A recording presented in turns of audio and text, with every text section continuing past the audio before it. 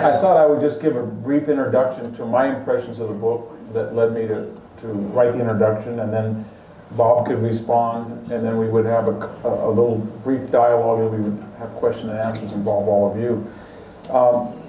There were 3 or 4 good themes I thought were really important when you read this book. One, of course, is that we were very fortunate as Americans that the intellectual tradition that galvanized our Constitution and the founders was not the continental philosophers, perhaps in Germany, but particularly in France.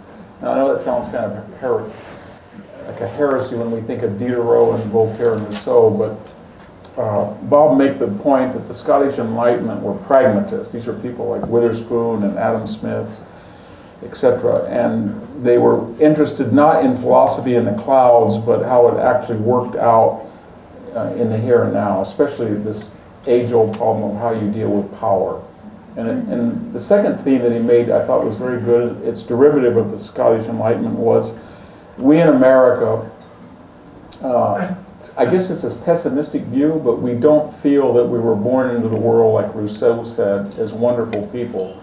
And every man is born and changed because of his religion or his family. And if you get rid of that, the essence, the wonderful essence of people.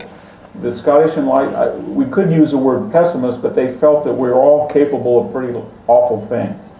And that natural man is not the noble savage, but he is enriched, emboldened, improved by his family, his tradition, and layers, almost like an onion. And the founders understood that, and so they were not naive. And the trajectory of the American Revolution saved us on this continent. And the irony, of course, was that the French Revolution, as Bob points out, was not only a disaster, but what ultimately, on 2 occasions in the 20th century alone, what saved Europe was us, that we made that decision, our founders did, to look towards Scottish Enlightened idea.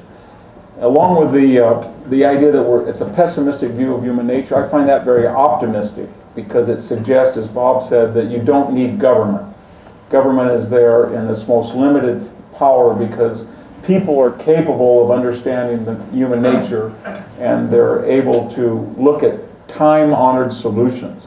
There's nothing new under the sun. That's very important. I want to say just finally, there's a few things that I think are really good nuggets in this book to look out for. One of them is that there had always been this old controversy, and a friend of mine and a friend of yours, probably Christopher Hitchens, had made, as Bob pointed out, liberty and the pursuit of happiness in the motto or the enshrined iconic words that we all know. And John Locke, of course, said he didn't say the pursuit of happiness in that triad, he said property. A lot of people said, well, that meant that the United States was not as interested in property, we're more idealistic about happiness. And I think that there's a good discussion in the book that shows that's just not true, that property was central to the founders. And of course, constitutional history in the West starts about 700 BC. And if you look at early Greek constitutions, they're not there for anything other than protect property. So there is a Western tradition that thinks that if a man can own something and have legal title and the government cannot take it away, and he can pass it on to his children, that's the kernel of a successful, ordered, and lawful society. And it makes people invest in the future. It's the reason why somebody who's 75 plants an olive tree, because he knows the government's not going to take it and his son's going to have that part. And there's a very good discussion on that. The other thing I think was very witty of Bob, he mentions, if you've read the book, that the French Revolution was an awful, deviant experience. And, you know, it led to Napoleon, of course, but if you look, that's not self-evident to most people. Andrew Roberts, I think, is one of the great British historians writing today. If you look at his massive new biography of Napoleon, he says that Napoleon is really a great man. It's called Napoleon the Great, an emulation of Alexander the Great. And he said because he kept the ideals of the French Revolution, whose logical result was today's EU, as if that's a good thing. So I think that was very important that he said it was a disaster for the West that the French Revolution did not follow the course that we did. And we were first.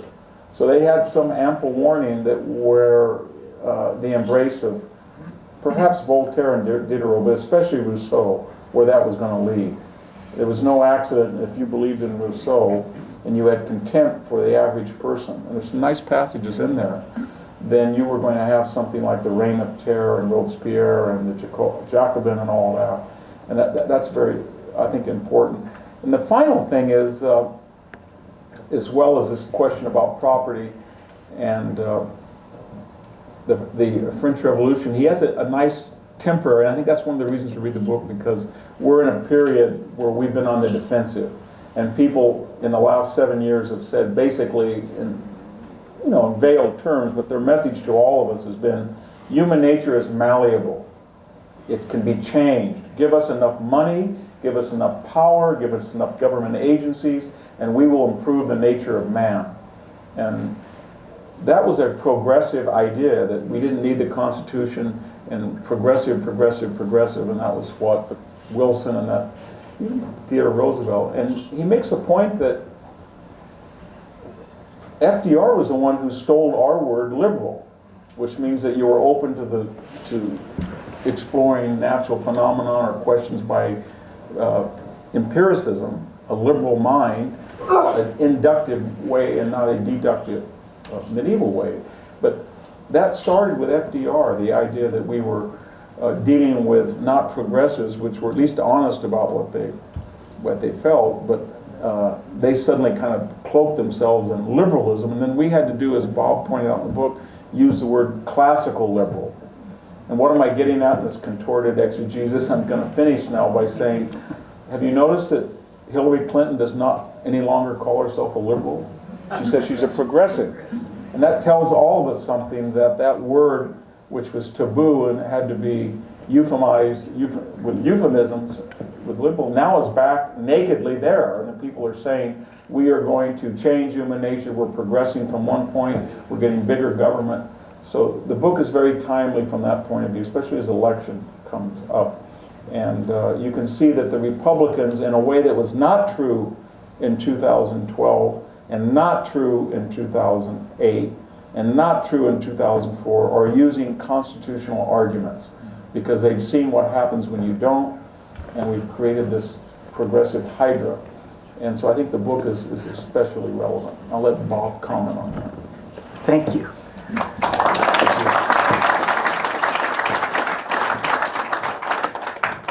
You can't imagine how great it is to have him say nice things about the book. Try, but you can't do it. So why common sense nation? Back when America remembered itself and knew itself, we were the common sense nation. And common sense explains the founding from top to bottom. I mean, we all know about Thomas Paine and common sense. So that little book was the bestseller of the entire 18th century. Did you know that? And just about every American read it, and those who couldn't read had it read to them. So Common Sense, the little book, refers to this idea, and it made the revolution possible. And in that book,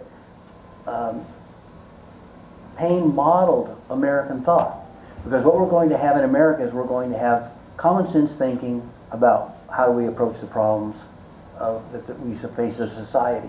So arguments aren't going to be about the glory of the king. In fact, Paine convinced Americans that we don't need a king. By the way, he won that argument, and we still believe that today, right? I mean, nobody's seriously suggesting that we've got problems, but nobody's saying we need a monarch, right? He nailed that argument, he finished it off, and that's what we believe today. So at the level of making the revolution possible, common sense.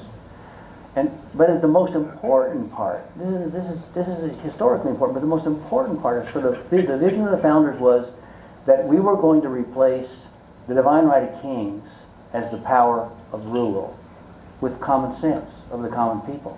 That was their crazy idea. It was a wild idea. They said that they were putting their faith in the common sense and the moral sense of the ordinary citizen and put them in charge. We're in charge. We choose the leaders, and all the policies come from us. That was the founders' idea. So the idea before was the divine right was the power of the monarch for rule. But what the founders did was they replaced that with common sense of the ordinary citizen. Isn't that amazing when you stop and think about it? I think it's really amazing. And so, but even at the very high, so that's the low, so there's the creating the revolution part, there's the ordinary citizen part, but at the highest levels, the highest intellectual levels of our brilliant founders, Madison and those fellows, their thought was formed by something called common sense, too. It was called common sense realism. That was a philosophical tradition, and the words self-evident and unalienable right, all those familiar terms, come from that tradition. How many people knew that? Isn't that amazing? We need to know that. That's why I wrote the book. So it came from that tradition, and what they said is it's a profound idea. So their idea of common sense and common sense realism isn't just ordinary. Well, it's a philosophical concept, and what they said is that human beings have a power to make proper judgments and lead their life effectively, and to make moral judgments. And the common sense realist philosophers call that common sense. So it's a power that makes it possible for us to be rational beings and moral agents. And so the whole point of what's being called on in the Declaration is because we're rational beings and moral agents, we have unalienable rights. That's the argument, and that's where it came from. Isn't that cool? So common sense explains everything from the starting the fight to the people at the top to the ordinary people. So when America knew itself, it knew itself as the common sense nation. It's what we were. And if we return to ourselves, if we become America again as the founders envisioned, we will be once again the common sense nation. Okay. Oh, why don't I just ask you some questions? Okay, I'll try. One of the things that comes in the book, and I think all of you wrestle with, is that liberal people say that they're quote unquote for hoi polloi, they're populists, they're concerned about the average person, but the lives they live are such at odds with their rhetoric, and they seem to be immune from the consequences of their own ideology, and whether it's Obamacare in a court case versus Little Sisters of the Poor, or whether it's the bitter clingers, you get the impression that they have contempt for people. And when you read this book, what is there about liberalism and progressivism that creates this aura that you know what's best for somebody, and you feel that you need certain prerogatives, power, influence, and you don't have to live by your own set of rules? And it seems that it goes back to the French Revolution, and we're still dealing with it today. That Obama's right out of Rousseau. That these people in Washington somehow saying, I'm for the people, then that's like an insurance policy. It's okay to do whatever I want. I can be elitist, I can make fun of people. And the people who are conservative and believe that free market economics and limited government actually enjoy people. And I was reading this again, I was always remember my mother, who was a Democrat, said, well, the problem with we Democrats is, and this is an old trite expression I suppose, but she said, we like people in the abstract, we like humanity, but we hate humans. And,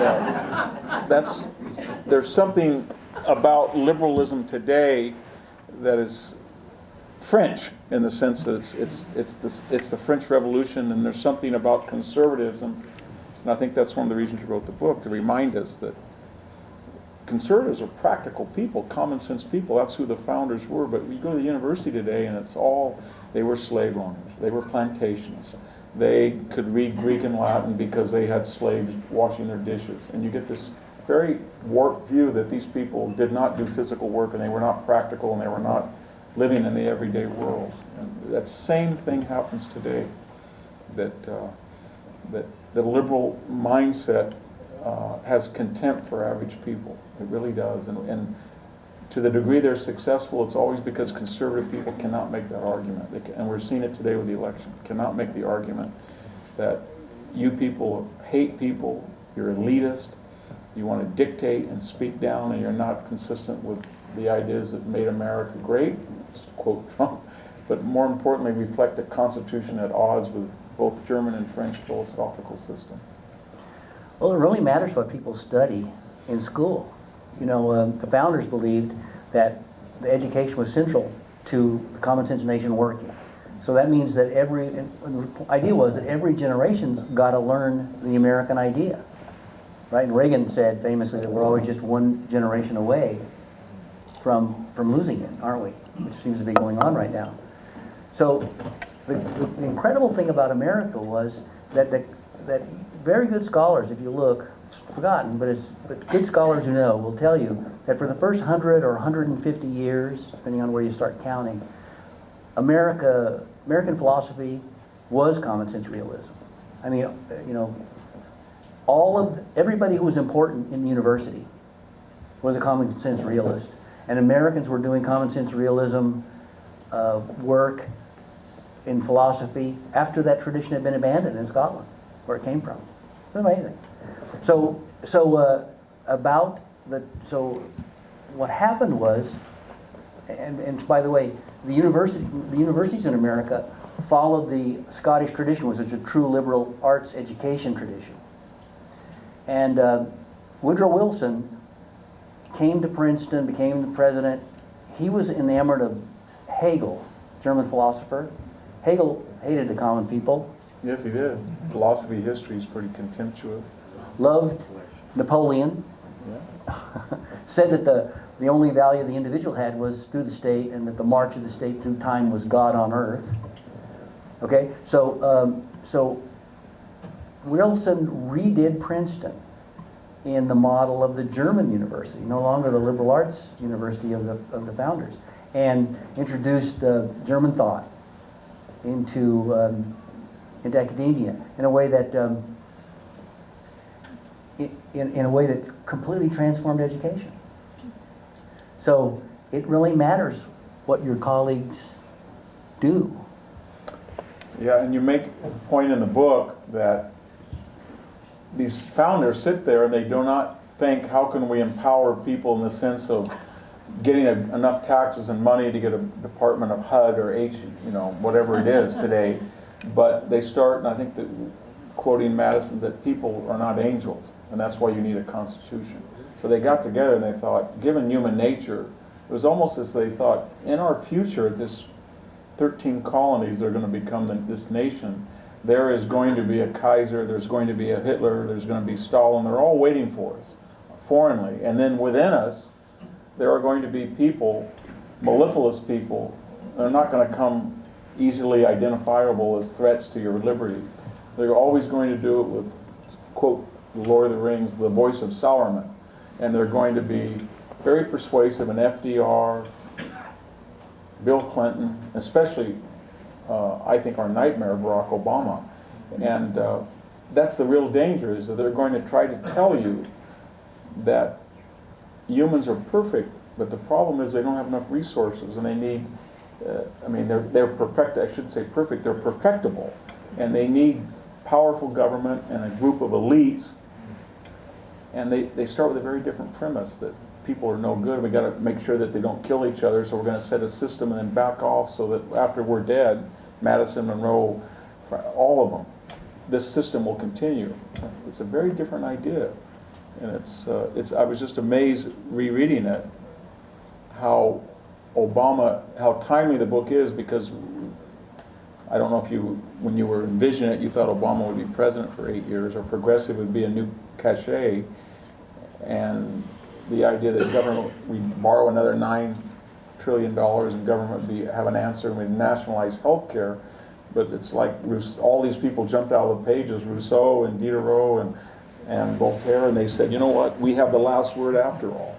Sort of a Sisyphean task that each generation, you mentioned that, has to go fight this human inclination to say, I want just a few smart people, and we're going to be really nice people, and we're going to dictate everybody's lives. And it's like the last 7 years, Reagan was never born, you know what I mean? And now we're on the verge, Bob, of seeing did anybody think a socialist would be one of two candidates for the nomination. I don't know what the founders were taught. So I guess what I'm saying is it's an age-old fight, isn't it? It is. It's constant. It's like mowing the lawn or shaving every morning or rust on your... and it has to be something about us as humans that has that propensity. But it's a scary thought because our liberty will never be taken away by a Hitler because we can identify that evil. It's going to be somebody who says hope and change. Yeah, the part about it's a constant duty. And according to the founders, it was our first duty. You know, we have two... The founders said something that was a contradiction in terms in their era. They said the people are sovereign. Now that doesn't even make any sense in those days. The sovereign's the king. The job of the sovereign is to rule. The job of the people is to be ruled. So when the founders said the people are sovereign, it's like a contradiction in terms. How could the people be sovereign? That was their crazy, wild idea. So so we're sovereign. We are the sovereign collectively. We are the sovereign in America, and in the founders' vision. And we have two primary responsibilities. One is the Constitution symbolizes, because the founding generation ratified the Constitution. So, and passed to us the task of protecting it. It's our responsibility. It's our system. We're the sovereign. It's our responsibility to protect the Constitution. How are we doing?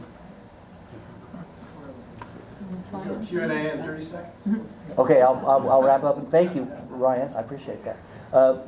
Then the second responsibility is that we are to do, as the founders did, to choose from among ourselves agents to carry out the task of government for us. We don't have rulers. We're the sovereign. We hire agents to do the job of government. And I think that a lot of I'm speaking off the book now. This is my opinion. The book's not my opinion. The book's simple truth, what the founders thought. Stated pretty clearly, I hope. But my opinion is that one of the reasons that our government's behaving so outrageously now is that they're trying to condition us that we have rulers. Because what else explains persecuting a guy for not selling a birthday cake to somebody? I mean, if the guy who sells birthday cakes has got unalienable rights, how can you ruin that guy's life?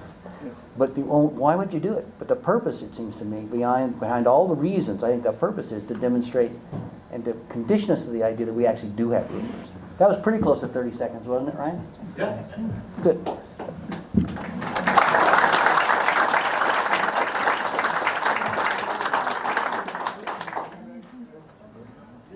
How does religion intersect with the ideology of progressive thought? In the 1900s, we see it pretty clearly in other countries where religion is essentially abolished. Did the founders have thoughts on that relationship in the 1700s and 1800s? Yeah, I think they did. This idea of endowment of rights and absolutism versus relativism. So take 20th century, and you mentioned that in the book, I think. National socialism or communism. It's the idea they have to be. Hitler cannot stand religion, especially Christianity. But the idea that there was not a relativism, that man, if he had power, then it's very Foucauldian. Before Foucault, they would say, if we have power, then we can establish a moral system. But we don't accept that there has to be an absolute system across time and space, that this can be identifiable good and this is identifiably bad. And each person is born into the world innately with that ability. And that's an anathema to any top-heavy state, socialist, totalitarian idea. And the founders knew that. I would just add one thing, if I could, when Bob mentioned that, it's that we had all these peculiarities in the Constitution that we sort of just cast away. Remember, the states were allowed to set the rules for participation in government by voting. Most of them had a moderate property qualification. And then the senators were not directly elected, and we had the electoral college. Plato said that the problem with democracy is that it won't be happy till the dogs and the donkeys can vote. And what he meant was there's always a democratic evolutionary idea. So the founders knew that, and they said, they looked at Thucydides and Aristotle's and they said, we do not want 51% of the people on any given day. Not that they didn't like people. They didn't have contempt like the left, but they said, you know what, they're prone to demagoguery and etc. So we're going to use the Roman model as interpreted by Montesquieu, the tripartite, legislative, judicial, executive. And I'll just leave you with that idea. It's kind of scary because we got rid of the property qualification as illiberal. We got rid of the direct, we have direct election of senators, and every Democrat eventually will, if they talk to you, they want to get rid of the Electoral College. And you can see where we're going. They have to if they're true progressives. That's what they're progressing towards. It really is. The religion questions is really great. You know, people commonly will say, regular people, not religious people, will say, you know, well, the Declaration says we're created equal. Created. And right next to created, there's creator with a capital C. So John Adams said that the American system was only capable of governing a moral and religious people. It was suitable for the governing of no other type. And one of the things that history doesn't teach very well, but should be known, is how important the Great Awakening was to the founding of the nation. The Great Awakening was this tremendous upsurge of religious feeling that happened before the Revolution and made the Revolution possible. Because it was, many of you have heard of George Whitefield. You know, he traveled 7 times through all of the colonies and spoke to enormous crowds, 10,000. And he actually, the Great Awakening created a feeling that the colonies were American. And it did something way more than that. It created the American churches. You know, our churches are totally different than those empty churches over in Europe. And out of the Great Awakening grew the great camp meetings of the 19th century. You know about those. And out of that grew the great mega churches of today. I belong to one of those. And so the role of religion was fundamental to the founding, and it's right there in the Declaration. You know, where those unalienable rights come from. So it's tremendously important.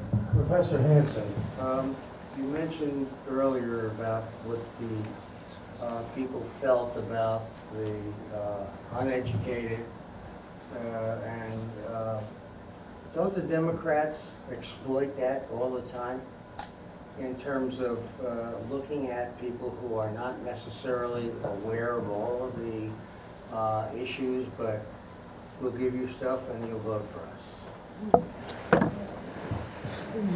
Well, I think today, and maybe it was a natural evolution, the Democratic Party is a party of the very poor, who I can understand there's a logic to it because of the entitlement state government is. I mean, we have a $150 billion Medi-Cal program in California alone. So it makes sense if you don't have income and capital, you want something. But the wealthy, what's happened to the Democratic Party, I mean, Barack Obama was the first president to reject campaign financing reform because he was the biggest recipient of Goldman Sachs cash. I don't need to get into the Clinton Foundation. So we have a very wealthy, especially in California along the coastal corridor, we have a very wealthy elite. I know that term's overused, and you can define them very quickly. They think they're immune from their own ideologies. And they want high power because they live in 70-degree weather, and they go down to Walmart and Selma. Some poor Hispanic guy's in Walmart trying to get cool because he can't turn on or he's trying to fill up gas with the highest gas prices or the highest sales tax. It doesn't affect those people. Liberalism has become just like an indemnity policy. You take it out, and you can make as many gaffes. If you're Joe Biden, you can say that Barack Obama doesn't have a Negro dialect and he's clean. It's okay. So that's what it's become, a party of the very wealthy and the party of the very poor. And the poor are much more defensible because there's a logic to it. And it's very scary right now with what's happening, I think, in the United States.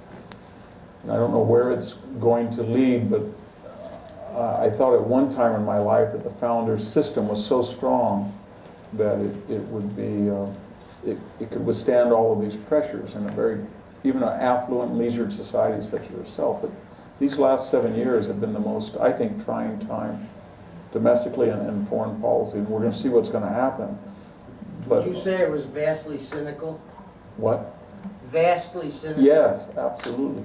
It's cynical. I mean, when Mark Zuckerberg goes down to Carlos's Slim Yes. ranch in Mexico and announces that he can't stand the United States' immigration policy, and we got to let everybody in, then he goes back to Palo Alto and secretly buys 9 houses around his compound so that he can pick and choose his neighbors and he won't have illegal aliens living next to him. That's pretty cynical.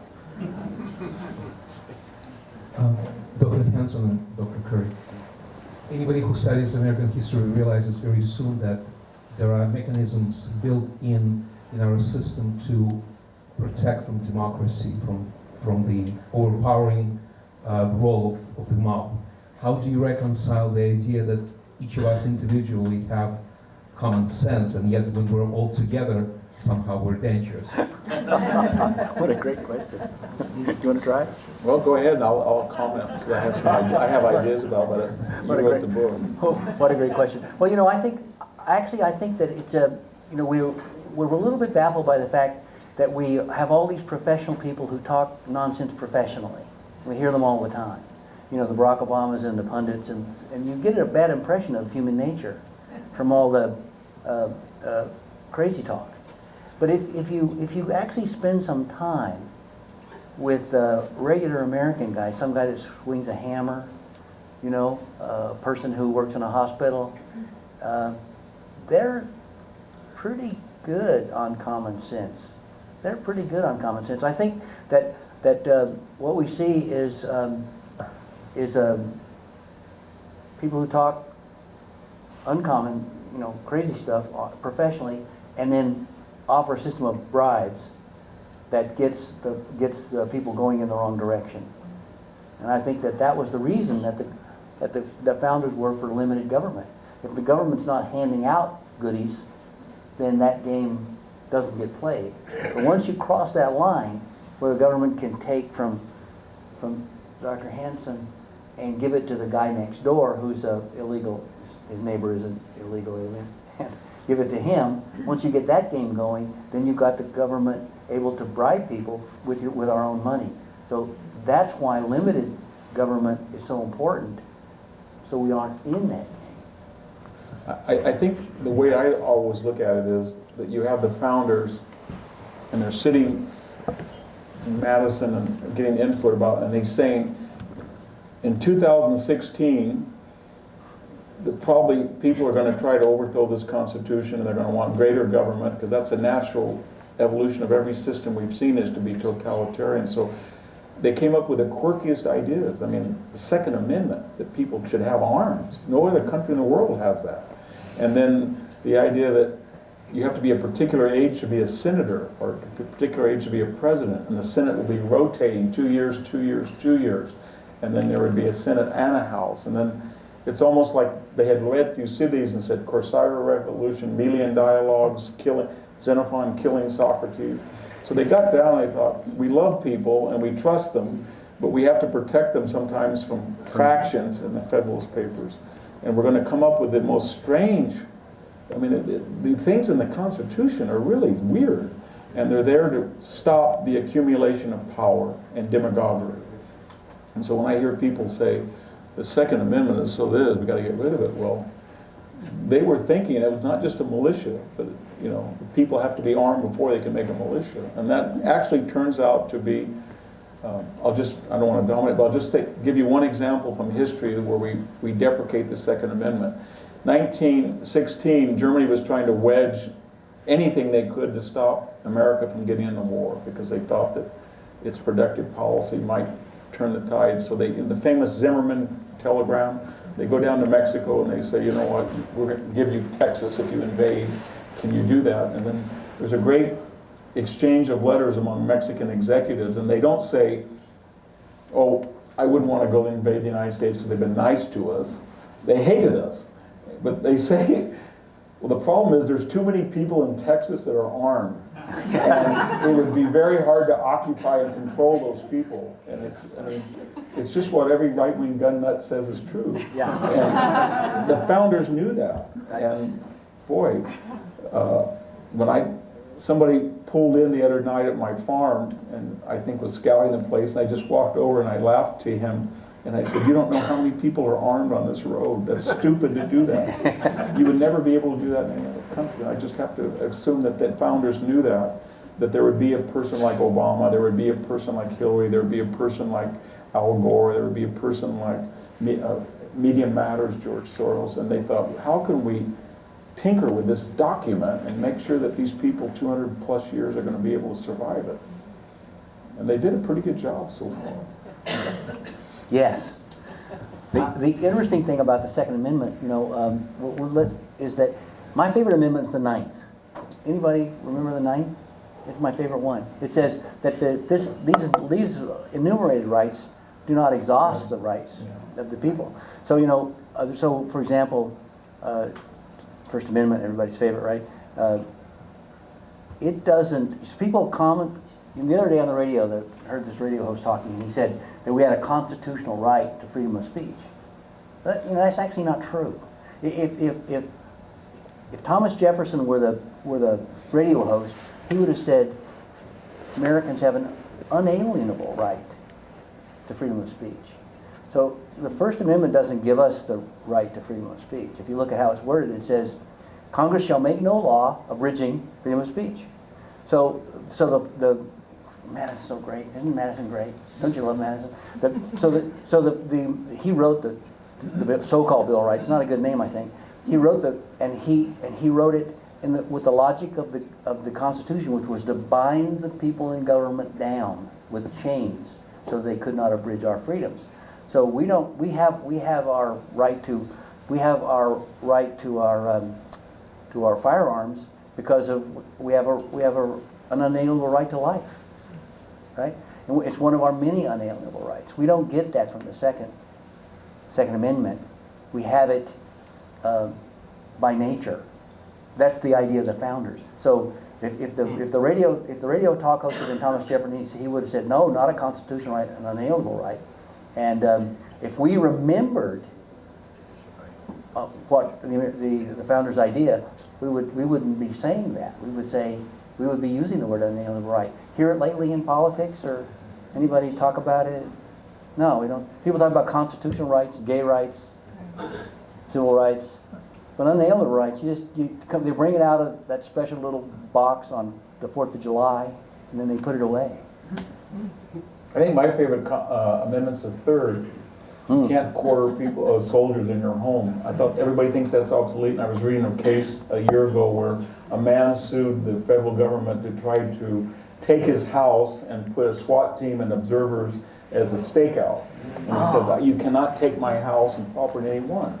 And so again, that's an example of something that was a timeless threat. We deprecate it and say that would never happen again, but it would actually happen if we didn't have that amendment. And it does happen all the time. Did he win? Yeah. Questions? I'd like to go back to a philosophic issue. You were talking about progressivism, liberalism, understands human beings to be infinitely malleable and also perfectible. Yes. And a logical tangent, a logical extraction from that, I had a conversation with a friend of mine who let it slip out. They believe the role of the state is to make sure that nobody suffers. Yes. This is a deep, serious philosophic issue. I believe in many ways this is central to the great divide currently in American politics. How do we address people who believe that people are perfectible, human nature is infinitely malleable, and the role of the state is to make sure people don't suffer? And how do we say that doesn't work in real life in a way that is persuasive to people who want their lives taken care of? Well, I mean, it's just one of those issues where it appeals to the therapeutic rather than the tragic sense. So same thing with appeasement versus deterrence. The deterrer is always hated, like Churchill or Reagan, and the appeaser, Carter or Chamberlain, are always in the short term are loved. And it's very hard for the conservatives to be the adult in the room and be hated because they have to say that's not the way human nature works, and you're an adolescent. The Democratic Party right now is a permanent adolescent. I guess one way to reframe what you said is that the founders believed in equality of opportunity. They did not believe, like the French, in equality of result. If you believe in equality of result, then you're going to have to, whether you're Stalin or Hitler, National Socialist Hitler, that you're going to have to use enormous coercive powers to kill people, to rob their property, to redistribute it, to make people equal on the back end, because they're not. And the right, the conservative right, the founders said, we're going to give everybody an equal opportunity. We're not going to do what the Greek philosophical, it was an equality of result as well. But we're going to expect people not to be equal and not to be as wealthy, whether for luck or inheritance or whatever. They're not going to end up the same, but we're going to instill a system where the person who doesn't have as much is still going to have more than he would under a system where everybody had to be equal. I think Tocqueville said that most people, you got to be careful, because if you get a choice between being unequal and prosperous and equal and poor, they'll choose equal and poor. Envy being the most powerful of emotions. But that's the key as I see it, that the conservative and the constitutional tradition says your family, your church, help. You'll find a way to help people. But we're not going to try to kill people and rob them to make them equal, because it'll mean that they have to be equal by being all poor. And that's an age-old philosophy. That's the central question of Plato, Aristotle, is that human desire to be equal. And people were very... Hesiod is the first moralist we have, and that's the first thing he said. He starts his poem. There's two types of envy. A good envy, where you want to emulate somebody, and a bad envy when you want to destroy it, because you don't have it, and you can't get it. And here we have a president, 2,600 years later, whose whole purpose is, some point in your life you profited too much. Now's not the time to profit. You didn't build that. Spread the wealth. And we're back to the bad envy of Hesiod. It's very depressing. We have one more question. Professor Hanson, returning to your correct paradigm of current California, with the elites getting their way and the lower class enjoying the subsidies and us losing the middle class. I remember the words of Herbert Stein saying, it just can't go on that way. You know, I don't have the right words. So my question is, given the higher taxes on those of us who remain here, don't you see that this current system will implode and hopefully right itself? Well, yeah, I mean, Margaret Thatcher said you always run out of somebody else's money. And that's what's cyclical. Progressivism couldn't go on, so you had that reaction with Hoover and Cooley. And then the New Deal couldn't go on, and then Carterism couldn't go on. But the problem is, and this is the central issue, when you go the full liberalism, and you get a guy like Obama and the House and the Senate as he had in 2009, then you borrow $9 trillion. It can't go on. So then you get a reaction. I think we will have a reaction this next election. But the problem I have with it is that these are small cycles and a bigger cycle, because we go back to the founders and we're not the same. Each time we have a reaction, they win a little bit. So now we're fighting a rear guard and more rear guard and a more rear guard until it finally has a big implosion. And we're looking at that now. And looking at history, it's if you have a pessimistic view of human nature, it's pretty. You can like people, but be very scared of people, what they're capable of doing. And I think we should let Bob finish the evening with some final comment. Thank you. That's why I wrote the book. I mean, it's a simple. We're in a position where, as Americans, we can understand the founders in a way better even than they could. They were envisioning something great in the future, and that's been our privilege to live in that. Because we are Americans, and as degraded as our system is, we still see how much it's worked and how it can work and how it works. So I do think the reason I wrote the book is that it's not, if a person isn't completely ruined by having been to Princeton, sorry if you were a Princeton graduate, but you know what I mean, right? If a person hasn't been completely brainwashed, it's not that big of a step. The book's written to be simple, so that if you've got somebody young person who you think might be able to grasp it if they just had some information, if you've got somebody who loves America but doesn't know how to explain what's going on, you know, I wrote it so that you have a tool for your circle of influence and beyond to make the difference we're talking about, because it is scary. What Dr. Hanson said is true. Since it's ours, we're the sovereigns, it's our responsibility. So I wrote the book to give you a tool. Please consider it a tool. Thank you.